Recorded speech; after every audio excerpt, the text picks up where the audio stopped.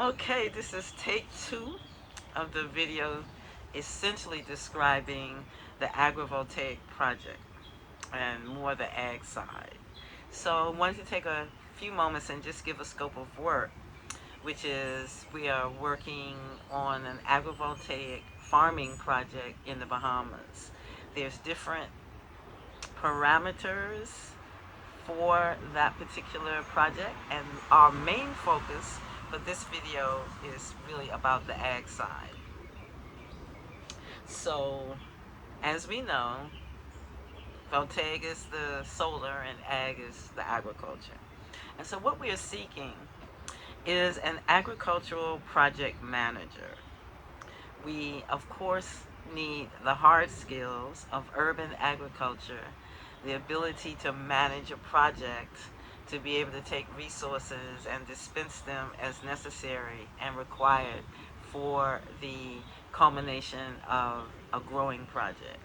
So the project that we're focused on is 2 to 3 acres in North Eleuthera. We have done videos and there are detailed explanations of the project. I won't belabor that here. We're seeking an agricultural manager to be able to handle that aspect of the project. And of course, we talk about the hard skills, urban ag, how to grow, knowledge of or willing to learn microgreens, baby greens, edible flowers, and culinary mushrooms. And then we also have another project that is the Ginger Sisters, which is ginger, turmeric, galangal, and now we're looking at this shampoo ginger. So we need someone who's able to cultivate not only the actual plants, but the project within itself. One of the most important things, in addition to the obvious agricultural skills that are needed, are the skills of project management. We consider those to be softer skills, however, they are as essential for the positive outcome of the project as any other set of skills. Project managers need to be able to diffuse situations, to be able to handle conflicts, to be able to make decisions quickly in a clear-headed manner in line with the project, the ability to get along with everyone despite our personal feelings about those people, the ability to communicate in a written and or spoken way that describes the project, and be able to be an advocate for the project. Our goal is to have the Ministry of the Bahamas or the Bahamian government, the Ministry, agricultural, fisheries, etc. One ministry is agricultural, fisheries, and something else that's not related. And so that minister, we need to be able to develop a working relationship with him. We have working relationships with 2 people that are in his circle. So we're quite there, quite there in terms of being able to make them aware of our project.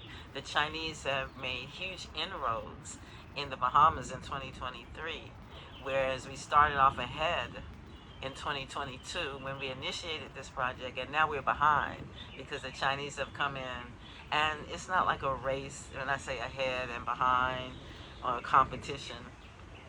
However, some of the things that we were bringing as new and exciting innovations are now there, and they were not there when we started. So I'm saying all that to say time is of the essence, and whoever is the project manager for agriculture, they've got to have passion and to be able to work on it, this project with full force. One of the most important things we have been um, selected, or we have been instructed to work more with the Bahamian farmers. We do know that in North Eleuthera there are slightly less than 15 farmers. We don't know any of them except fine threads, and we don't really know any like full-time farmers. We need the person that's an agricultural project manager to be able to engage these farmers. The most direct way is through the Eleuthera Farmers Forum Facebook page. When observing their Facebook page, there hasn't been much activity on there since September, like early September. So here is a great opportunity to be able to revive that and work with the woman who has established the Facebook page, because she has relationships with all those farmers. So we need a project manager who can pursue that, who can actually post on the Facebook page about our project and what we're looking for and who we're looking for and how we need to do it.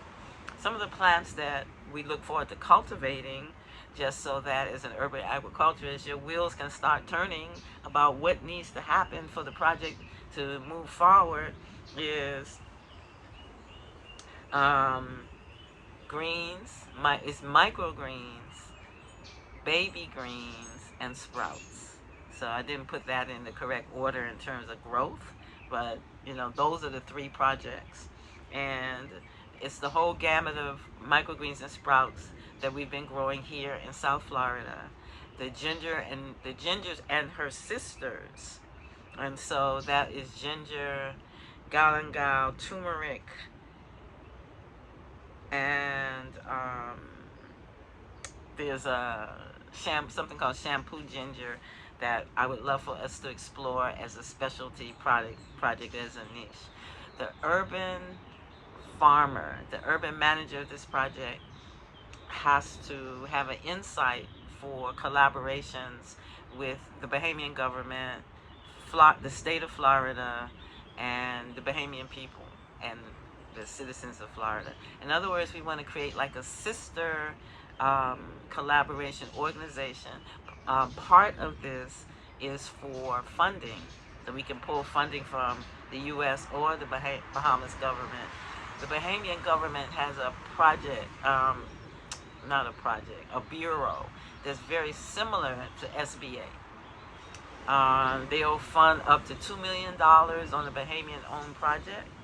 And so we want to look for funding from that. And then also other funding is from money that the Bahamian government has recently received from the UN for sustainable agriculture. We're not going to go into great detail. One moment.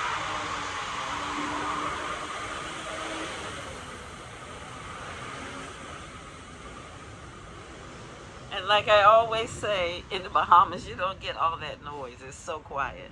But, so, this is what we want to be able to do, is to be able to tap into these funding sources. As I said, I'm not going to go into any great depth about that on this video. This one is really more about letting the urban ag project manager potential to know what is incurred in the job. So the only other thing is we're looking towards breaking ground on November 1st. Even if we down there with some sticks and some string and mark it out, whatever is required to put that energy forward. This is where we are. So I don't want to talk too long. It's almost 9 whole minutes. I wanted to make sure that I covered everything, and looking at my notes, I have. And if there are any questions or concerns, please feel free to contact me. Thank you so much for listening and watching.